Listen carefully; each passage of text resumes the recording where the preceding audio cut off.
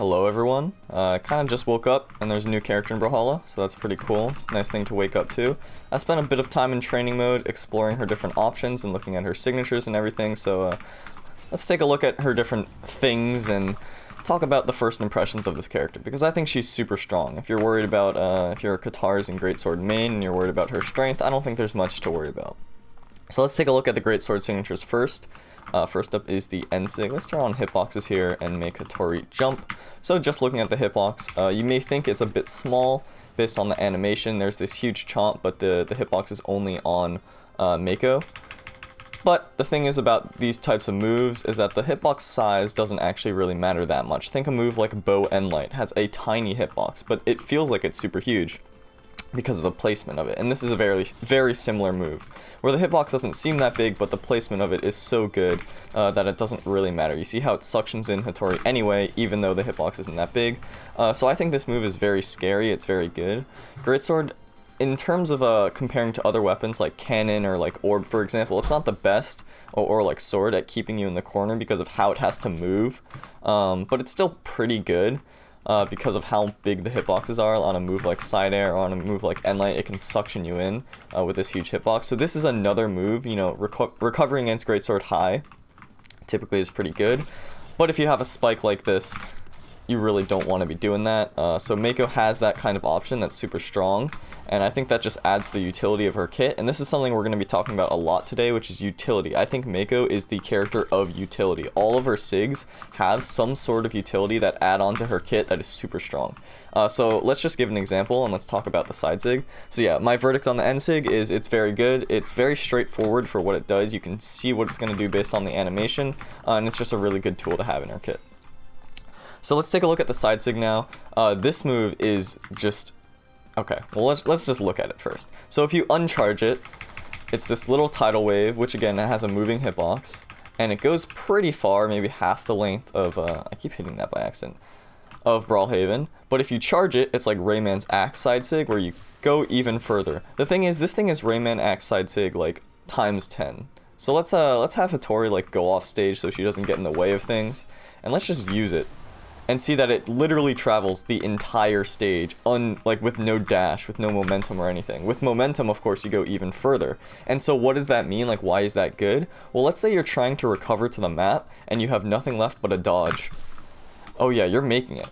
You think you're not making it from here? Yeah, no, you're making it. Because you're Mako. That's what Mako stands for. That was the stupidest thing I've ever said. But yeah, this move is super good. Utility-wise, you can GC it, make it really far. You can also chase someone off stage. So let's say someone's off the map. You carry them with you. You're trying to edgeguard. Oh, got there in time with a moving hitbox. So like, let's say they're low. Now they're dead. Something like that is very useful. Also, I mean, just the length it covers is super good. If you back up, you'll still get so much movement. So let's say Hattori is like right here and I'm backing up. Well, I can just shift the momentum really quickly and like zoom across the map. Like, it's kind of crazy. Look at the distance that it goes with a charge GC. It goes almost the entire length of Brawlhaven here. So super good move. Again, like the fact that you can make it back from here is kind of ridiculous. Ridiculous. Okay, apparently when I just wake up, I can't like pronounce words anymore. So that's kind of... feels bad, but you know, it is what it is. Alright, let's talk about the down sig now, because this move also has a lot of utility, as you can see right there. So the hitbox of it, essentially this is a two-part move. Think Thor Orb down sig. So you charge this little whirlpool. The longer you hold it, the longer it charges, and that is an active hitbox. And when you release, it's this downward slash. And it has a pretty huge range of hitboxes. Like, you can notice this is about 3 character lengths on both sides, which is super good. Like, it has a good amount of range. And then this activation hitbox, again, it's like Thor. So if you hold it, it's not going to keep them in there. But if you do like contact them with it, it's able to suction them in, which is what I was showing earlier, which this move, I think, utility speaking, for slide charging is kind of crazy. So let's get Hattori off stage once again and show that it has an active hitbox all the way down, and then you can just cover both sides of you. Hattori's not really recovering to the wall, which is fine. You don't need to recover to the wall every time. and then it hits on both sides of you. So the amount of coverage this has while slide charging is super good. Think something like Kaya's spear down sig, how good that is on a slide charge. And then add on the fact that you have coverage on both sides, so you can cover the wall and the area outside of the wall. So if someone doesn't have options, this move will like just kill them. The thing about the Hattori recovering high there is that wow, that just killed the bot. That is kind of sad.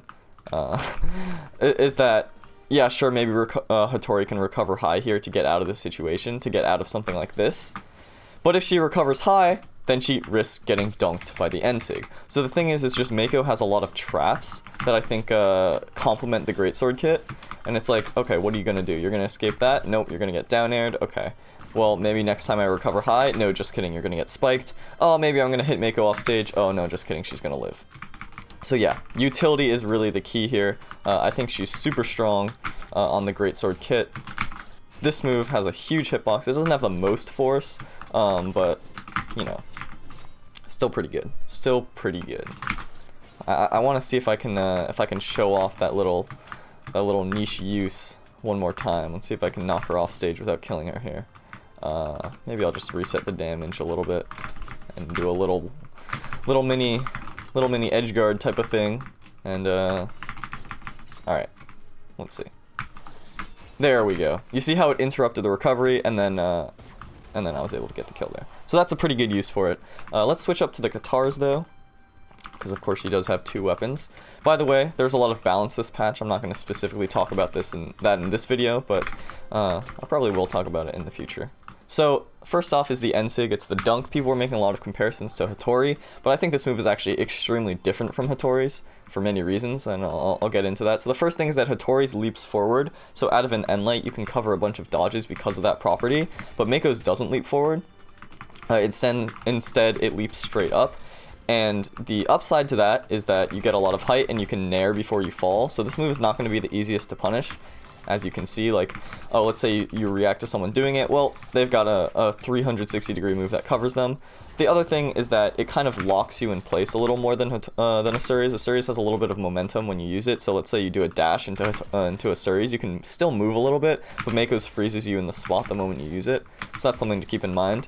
But the upside to it, of course, is that you have active input. You can choose which direction to send your opponent, which is so huge. Like, you can do it backwards like that and still spike in the other direction. Whereas Asuri's, if you used it right here, they're getting sent on the stage and there is no chance they die. So that is obviously a huge perk of this. Speaking about utility, you can do something like this where you just cover the entire distance of that wall. So let's say if I can get Hattori here into a position where she's knocked off stage, low into the map without killing her. Let's see, is she gonna go low? She's gonna go high likely. Either way, you see how much coverage that has. Taking a look at the hitbox here.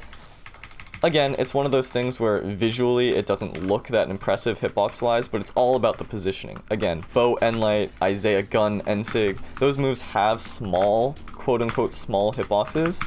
But okay, there's what I'm talking about, where the Hattori recovers, I spot dodge it, so I dodge it, and then I just cover all this space.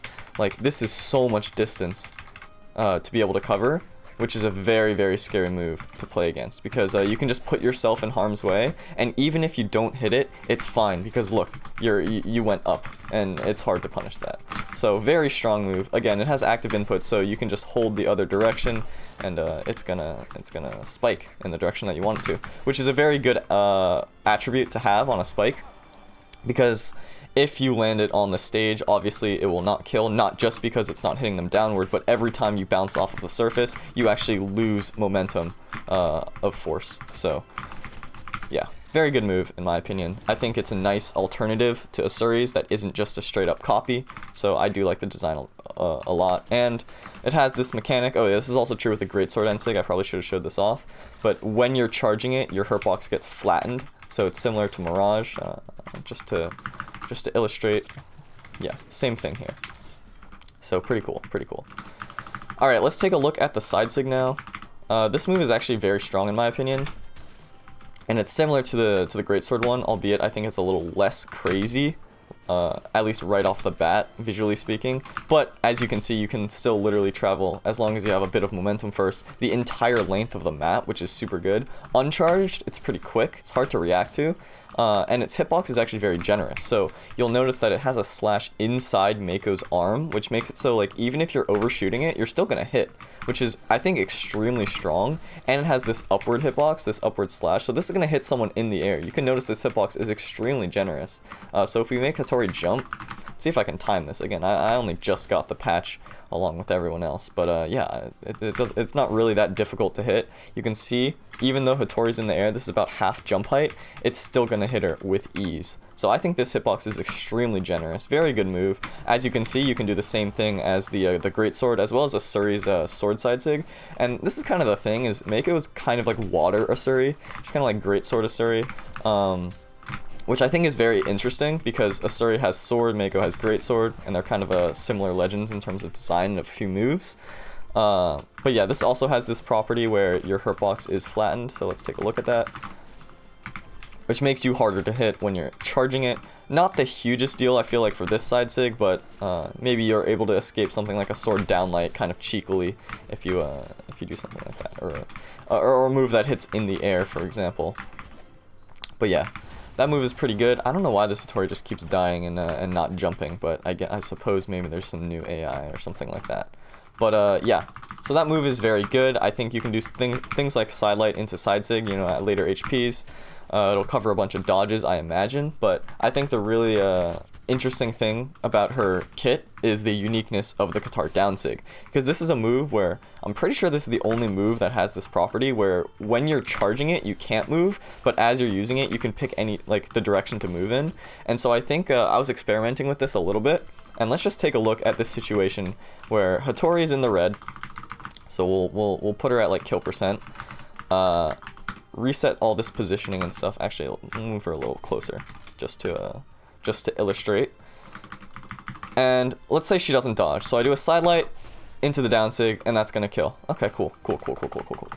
That is dodgeable, so let's say she does a neutral dodge. Sidelight into down sig, okay, that's gonna kill. Cool. Sidelight into outward dodge. Or, not sidelight into outward dodge. Hattori outward dodges. So sidelight into down sig. Okay, that maybe missed a little bit, you know, at higher HPs. What about a down dodge? Okay, that's gonna hit. Cool. A left dodge. Well, I'm steering left, so it still has potential to hit. Cool. Down right, interesting. So that's like a dash. All right, maybe the dash is fast enough to escape, and then the dash other way in the other direction also fast enough to escape. Okay, cool.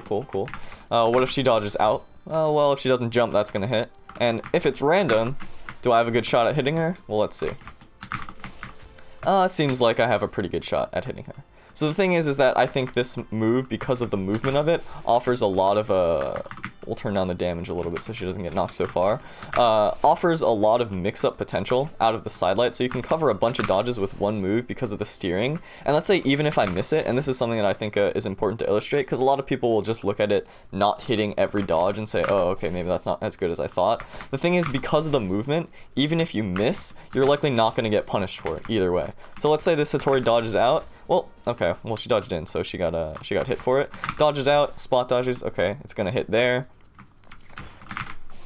Oh yeah, also, fun fact, you can do something like that where you slide charge it and then you move backwards into the wall. Pretty good technique there. So you see, either it has a high percentage chance to hit, or I'm not gonna get punished for it. So like, this position right here where Hattori is dodging out, I just zoom out of the way and suddenly I'm safe, and she cannot hit me from here. So yeah, I think this has a ton of utility out of sidelight, for example. Also, it's a pretty good move just in general.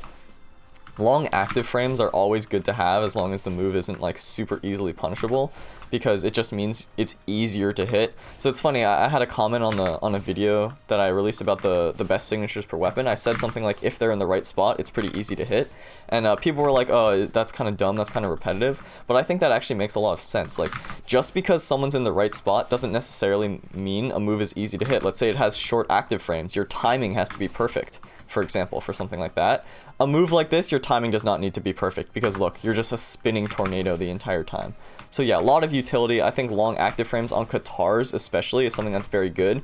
We saw a move like asuri Katar down sig dominate for a good amount of time when that move was super broken, in large part because of its hitbox and long active frames.